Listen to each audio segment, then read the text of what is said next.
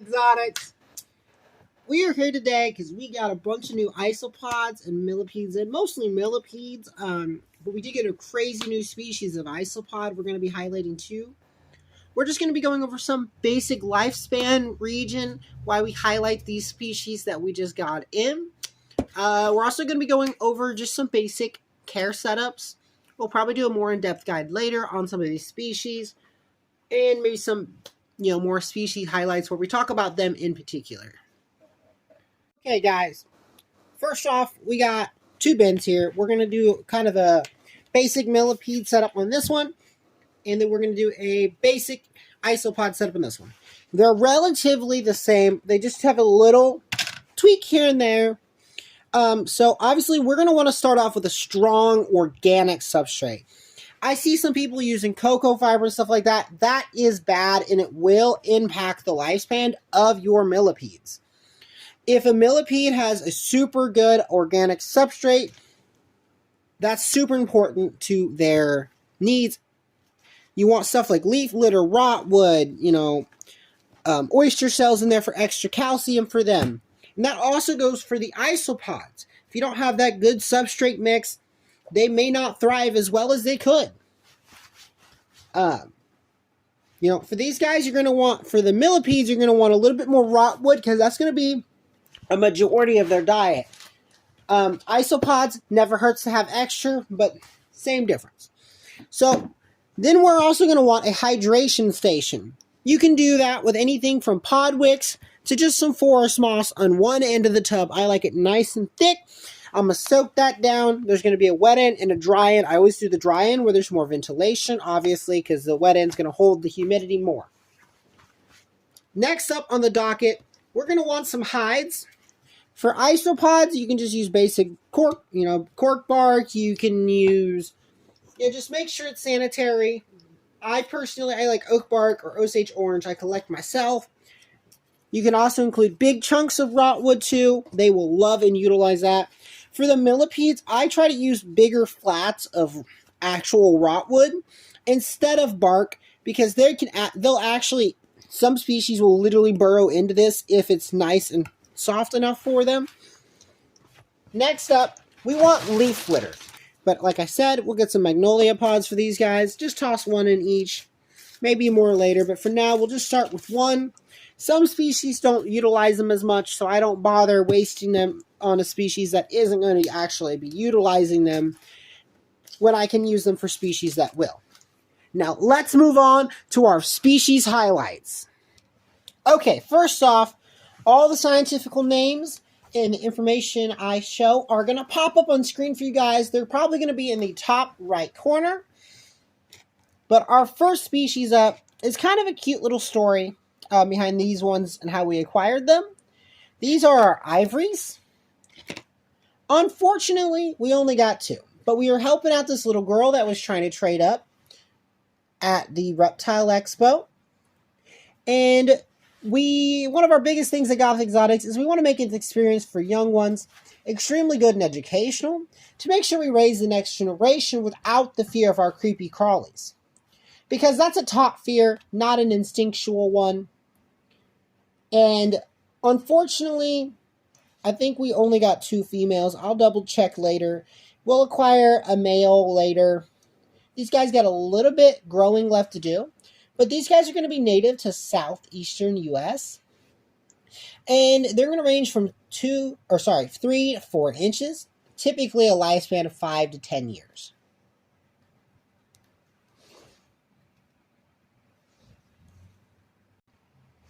Awesome. Next up are going to be our smoky oaks. These guys are also going to be native to southeastern U.S., although they can be found in a few states outside of that region, such as Missouri.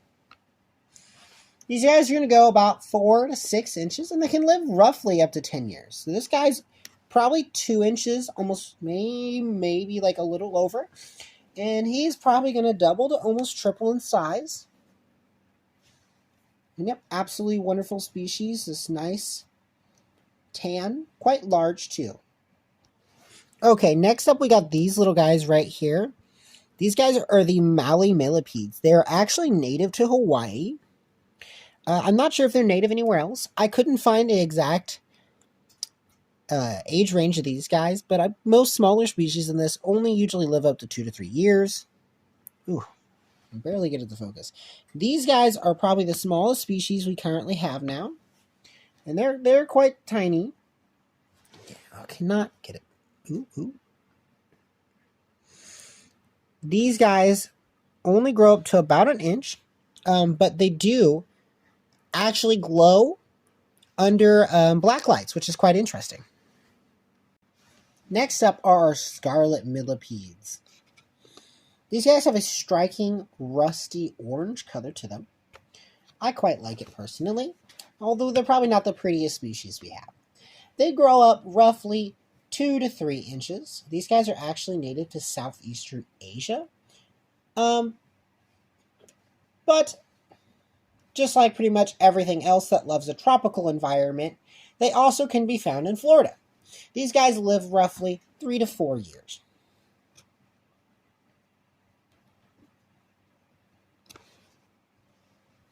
Next up are also a red variety. These guys are the fire red millipedes.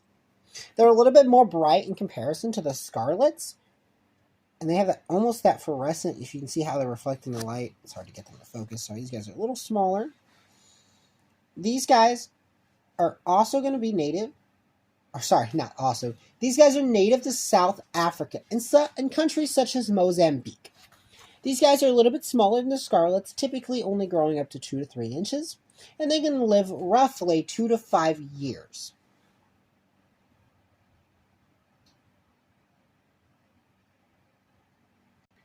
Okay, lastly,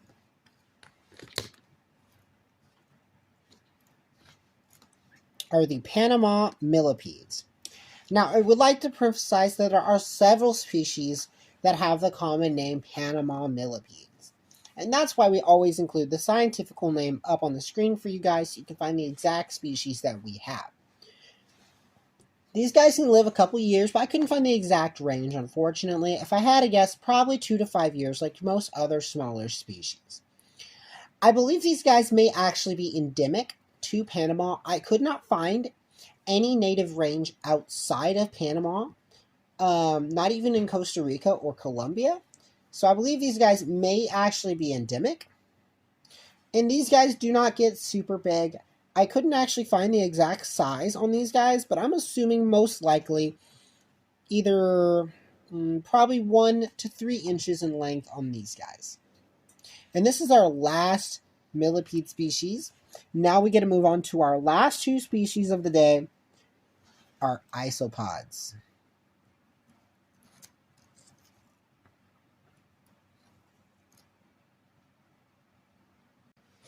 We actually have another species in the same genus that are related. I love how these guys fold up. Look at this. Oh, of course, he unfolds immediately. They're nice and flat. These guys are soil isopods. That's their name is soils. They are this striking, well, kind of sandy color with these beautiful, pure white antennas. And these guys fold up almost like a crabby would. These guys are quite nice. Yeah. I absolutely love them. These guys are native to mostly Europe and Southeast Asia, but like a lot of other isopods, they've been spread through many countries.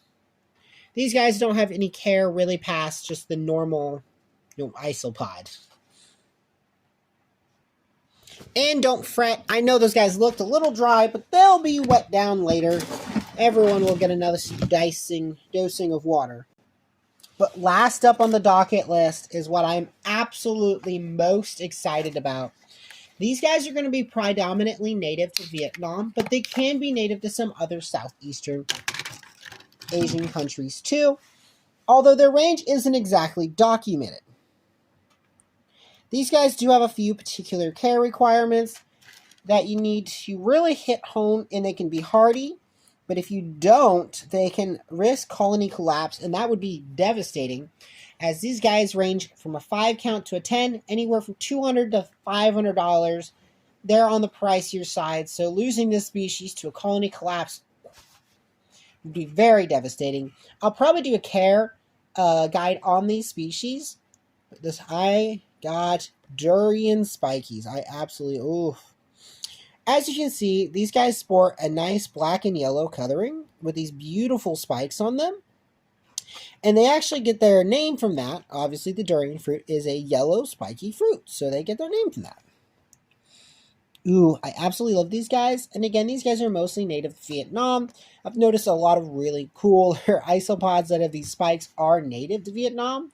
I'm not exactly sure why a lot of species in that region develop these spikes on them for isopods. I mean, they're not like hard or anything. They're soft spikes. I mean, I'm barely touching them, mind you, because I don't want to hurt them. But again, like I said, colony collapse in these guys would be devastating because of their price. So you really want to hit their care on the dot. They don't require like super specific. They just need higher levels of ventilation in the moisture, so they're a little bit more difficult to manage. But from what I heard, they're a pretty hardy species if you're able to hit that care on the head.